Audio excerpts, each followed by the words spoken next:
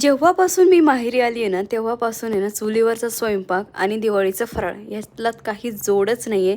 मग ते मी असो किंवा अव्यांश असो. रात्रीचं जेवणं वगैरे झाले, की मस्त असा चंद्राचा उजेड पडतो गावाकडे, कारण लाईट तशी कमी असते.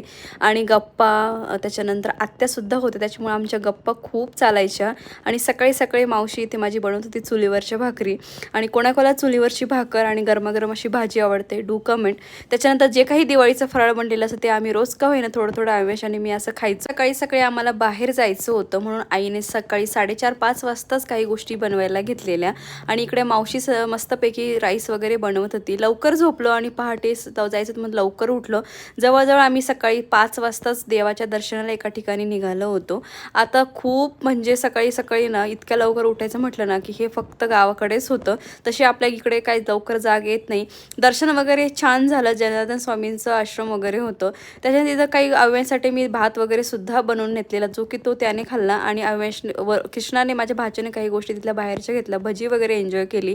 त्याच्यानंतर आईने सुद्धा थोडीशी एन्जॉय केली. आणि मस्तपैकी ना अव्यांश मस्तपैकी त्या बाळांसोबत इथे खेळत होता. गर्दी तर पाहून तुमच्या लक्षात आलं असेल किती गर्दी होती. सो चलो ब्लॉग इथे एंड करते.